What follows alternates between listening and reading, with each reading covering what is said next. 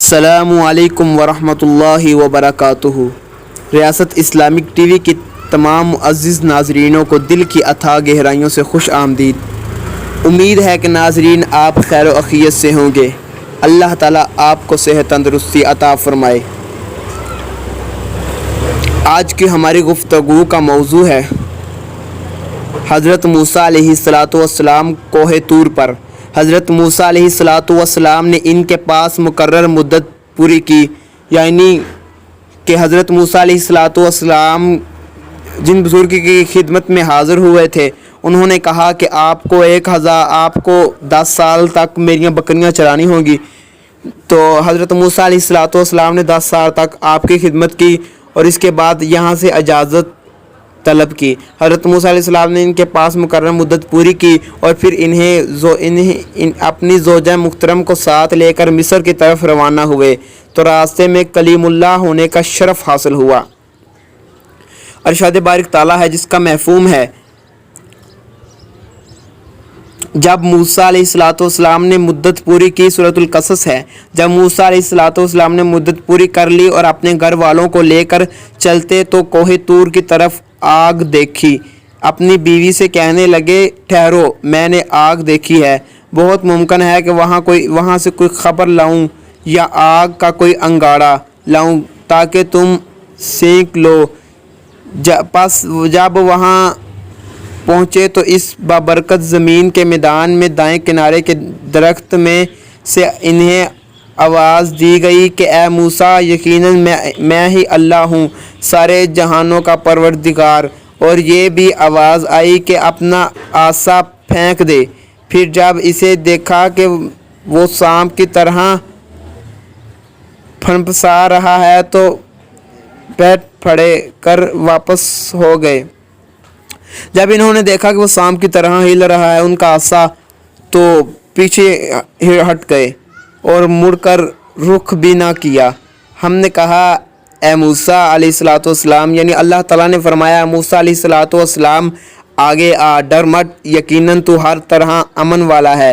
اپنے ہاتھ کو اپنے گریبان میں ڈال، وہ بغیر کسی قسم کے روگ کے بالکل سفید چمکتا ہوا نکلے گا، اور خوف سے بچنے کے لیے اپنے بازو اپنی طرف ملا لے۔ پس یہ دونوں معجزے تیرے لیے تیرے رب کی طرف سے ہیں۔ فرعون اور اس کی جماعت کی طرف یقیناً وہ سب کے سب نافرمان لوگ ہیں۔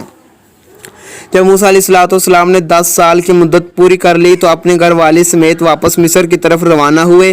راستے میں رات ہو گئی، رات کی تاریکی اور سردی تھی، تو حضرت موسیٰ علیہ السلام نے آگ کا بندوبست کیا۔ تو اللہ تعالیٰ نے جب وہاں پہنچے تو انہیں آواز دی گئی، اے موسیٰ، یقیناً میں ہی تیرا پروردگار ہوں، تو اپنی جوتیاں اتار دے کیونکہ تو پاک میدان طوا میں ہے، میں نے تجھے منتخب کر لیا ہے۔ اب جو وحی کی جائے اس سے کان لگا کر سن، بے شک میں ہی اللہ ہوں، میرے سوا کوئی عبادت کے لائق نہیں، بس تو میری عبادت کر اور میری یاد کے لیے نماز قائم رکھ۔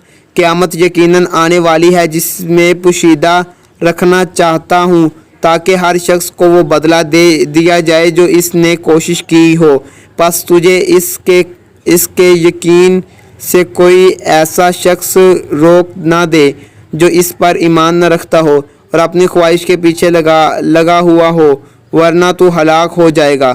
مفسرین فرماتے ہیں، حضرت موسیٰ علیہ السلام اس آگ کی طرف چلے اور جو انہیں نظر آئی تھی۔ جب وہاں پہنچے تو دیکھا کہ ایک کانٹے دار درخت میں آگ کے شعلے نظر آ رہے ہیں۔ جب درخت زیادہ سے زیادہ سرسبز ہوتا جا رہا ہے، آپ تعجب سے وہاں ٹھہر گئے۔ وہ درخت آپ کی دائیں طرف پہاڑی کی مغربی پہلو میں سے تھا، جیسے ارشاد بارک تعالیٰ ہے، اور طور کے مغربی جانب، جبکہ ہم نے موسیٰ کو احکام کی وحی پہنچائی تھی، نہ تو موجود تھا اور نہ تو دیکھنے والوں میں سے تھا۔ حضرت موسیٰ علیہ السلام جس وادی میں تھے اس کا نام طوا ہے۔ موسیٰ کا چہرہ قبلہ یعنی جنوب کی طرف تھا۔ وہ درخت آپ کے دائیں طرف مغرب کی سمت میں تھا۔ اس مقدس وادی طوا میں اللہ تعالیٰ نے آپ سے کلام کیا۔ پہلے جوتے اتارنے کا حکم دیا۔ اس کا مقصد اس مقدس مقام کا احترام تھا، بالخصوص اس مبارک رات میں تو اس مقام کو مزید تقدیس اور برکت حاصل ہو گئی تھی۔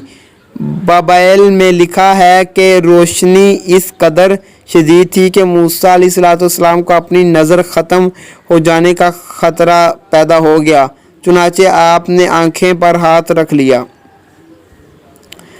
حضرت موسیٰ علیہ السلام کی رسالت اور معجزات انشاءاللہ یہ اگلے پارٹ میں بیان کریں گے۔ امید ہے کہ آپ کو یہ ویڈیو اچھی لگی ہوگی۔ چینل کو لائک اور سبسکرائب کر دیا کریں۔